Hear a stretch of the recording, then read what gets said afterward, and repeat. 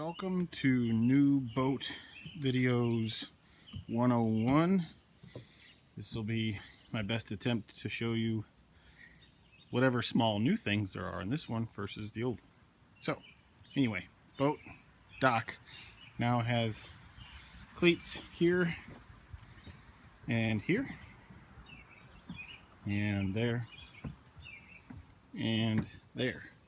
Now it's kind of cool to have it out here the majority of the time, because then stuff from the trees doesn't fall into there. We put cleats over here so that you can park the boat here if kids want to swim off of the end of the dock.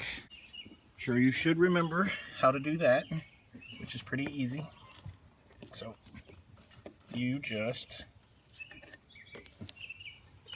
under, over, and then a loop. Like so, under, tight, oh, battery low, under, tight. That's all you need to do. Don't need to wrap it around a whole bunch of times, just that. These dock fenders are pretty neat. There's two more, I actually have four more that I bought for the boat, but these have these cool clips that we found that came with it. Kind of hard to do one-handed, but basically you slide this button back and it slides right out. You know, you don't have to tie anything. It just goes right in like that. Also, the top, when you put the top up, it clips into here and the buttons slide the same way. So you've been on pontoons before, but I'll just tell you anyway. Door, all you do is pull up and then it slides over. You got to pick it up over that little footrest there, which is kind of cool. Like, then it just goes to there. But if you want to open it up all the way, you got to pick it up. While we're here, you'll see cup holders everywhere. There's a neat trick for those later, by the way. And a trash can. Kind of cool. Skis are in here. There's two new ones, and then a bunch of noodles. And I had to save the old oh shit paddle, or I call it the up shit's creek paddle from the old boat, so it's in there. And then there's life jackets under there. Those will probably be the ones you want to use the most. And then there's literally jackets kind of hidden under all sorts of seats. Underneath this back seat in the back main part is this, the table out of the way. Big, kind of weird, but could be useful. Turns into a changing room. So, you know, you can get out of your unmentionables into your unmentionables. So now back to this really comfy chair. Seriously, it is comfy. And this boat, unlike the, excuse me, Dad even mentioned, unlike the ski boat, you can sit in this thing and put it in idle and not have to like steer it back and forth. Oh, pretty. That's awesome. We'll just stay here for a minute.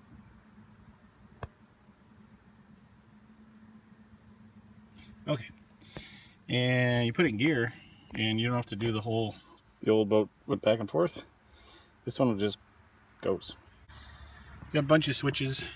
There's a whole bunch of interesting lights. The only one I noticed is underwater light, which is backed by the motor. It doesn't seem to work. To dig into that, it's courtesy lights. They light up down there under the floorboards, which is really nice at night.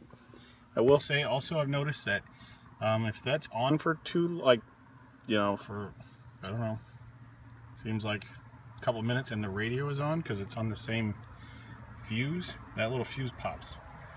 It's not a fuse as much as it's a breaker, so you can push it back down after about 10 seconds and you're good to go. But I gotta dig into that as well. Panel lights are as it sounds. So you hold these down and these are kind of like, it's on a dimmer. It lights these up, and the more you hold it down that way, the brighter it gets, dimmer it gets. Rail lights, these are like a little courtesy light on the outside that goes around the rub rail. Can't see when you're in the boat, but we're on a dock. It's kind of cool looking. cup holder lights. Yeah, it's pretty cool. Didn't know it had until we got it. So, nice little trick. Dock lights. Those are nice when you're coming into the dock. Just, you're not supposed to drive with them on like all the time. Just when you're coming into the dock, basically it gives you headlights. Nav and anchor. So, just back is your anchor light. Like if you're just out and you're floating at night, you just turn your anchor light on. But if you turn it forward, it turns on your red and green lights as well as your anchor light. You know what that one is. And then down here you have bilge pump. Now the only thing that the bilge pump does is it pumps out any water that might be in the ski well, because that's the only thing that's really exposed. Meaning if rain comes in, it could gather in the ski well until the bilge pump's in there. And then power top, which is also kind of neat, is the bimini top. So you press it forward or up and it goes up. And so what that does is it goes up a certain distance, and then if you have to unzip that thing, and then you pull the rest of it forward. So that's as far as it goes. And then you would grab, these sections and pull it forward, and then clip that little thing right there into that. To put it back down, just press down, and you will see that it is going down. Isn't that flag so cool? I think it's so classy. Back to driving now. On, and then you just kind of tap it, and it starts. It's fuel injected, so you don't have to do the whole carburetor pump that we used to on the old boat. Also kind of neat, which is just, I don't know, tacky. Turn it to on. Go over here to the throttle. You just press this button. Pretty cool. Trim is on here, up, down, pretty self-explanatory. I have put it up a few times when we were in shallow-ish areas. I'm sure Dad will tell you that yes, I already bounced off of something. I don't know what I was thinking. I actually think I was aiming for a shallow water buoy. It was like the first day. It's like the first time we were out in the boat. I'm an idiot. Also, you'll find that there is no more, like on the old boat, you had to pull up on the red, whatever it was, and then push forward into gear. These, I guess now it's more electronic. So really, all you do is push it forward, and it tells it to go into gear. So there's no more cables anymore that you're kind of manually doing it. So it's really kind of smooth. All it is that, and then you're off to the races. And same thing for reverse. Radio. Hold down the source and it lights up, and that rear aux in is for that, which is that cord. So you can plug a mini to mini out of your phone into this and play music from your phone. Also, you do have a cigarette plug to charge said phone, and at the moment I have a cigarette adapter for a USB and a mini to mini for your phone. I will leave that in here. I will say you probably have to supply your own USB cable for your phone. That's it.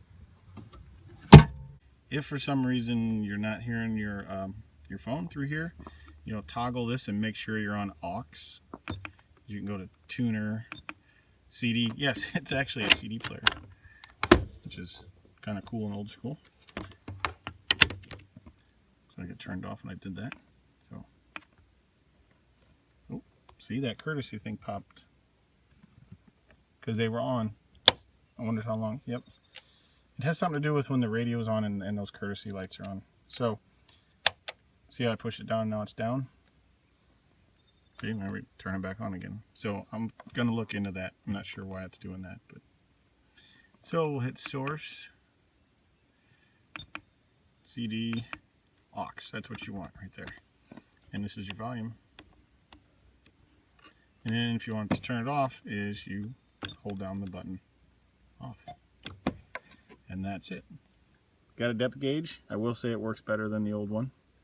It doesn't work real well when you're kind of at speed, meaning if you're idling around it works fine, but if you're driving 30 miles an hour it doesn't work great. I think this is a cooler because it has a drain. Still pretty. Alright, down here, this seat right here.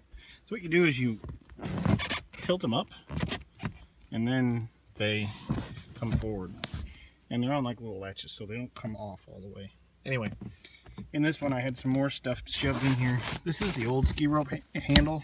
Not much use anymore because the ski rope itself is broke. But it's here. Here is a new ski rope that I just purchased. And this big sucker is the rope just for the tube. I will say that overall it seems pretty clean. I've been working on this stuff a little bit. Yeah, some of it's coming off, some of it's not. I think these are mildew stains. As for putting on and off the cover, I've done it once. It was just, you figure it out eventually. It's got plastic clips on the cover that end up clipping onto, you know, here they kind of go. There's two little bungee cords. They're kind of like two little loops. They go back, one there and one there. So if you find the bungee cords, know that they are in the back. Everything else is kind of trial by fire. And there's 4 poles that go 1, 2, 3, 4.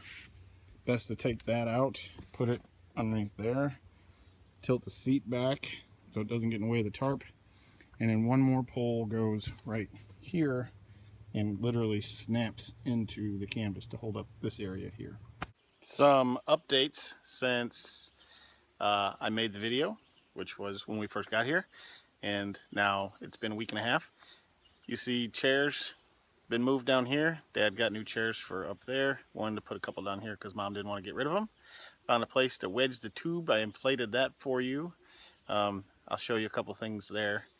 As for the boat, I've found that it is best to put the top up when it's going to rain, just because the cover, like the boot that goes over the cover when it's down, it can collect water on the inside of it. And I think that's what's caused the underside of that whole thing to kind of get mildewy and whatnot. Plus, it's quicker for it to dry out if it's all out and about. So now you can see the poles and where they go. Very exciting. I forgot the tube is a double tube, so I would recommend, if you have one person can ride it, which is fine, but I haven't pulled anybody yet with the boat, so I would recommend, if you're pulling people, both tube or especially skiers, have anybody that's sitting in the boat with you sit in the front. I think it has maybe a little bit of a slow leak. I feel like there was more in the air in there the other day. All you need to do is just undo the top part and put the pump from, you know, our big pump.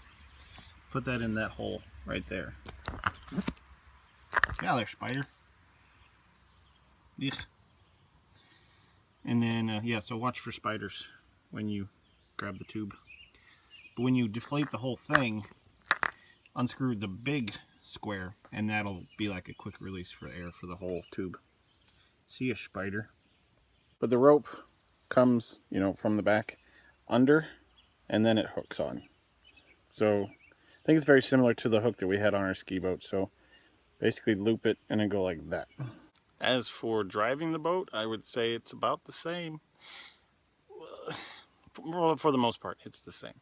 So there's, I don't think anything that we're going to be doing out here that's gonna that you would notice a huge difference. Meaning, the only thing I would say is, you know, don't turn 90 degrees when you're going 35 miles an hour. Other than that, I don't think you'll notice too much of a difference. It's very cool. It's very fun. Enjoy.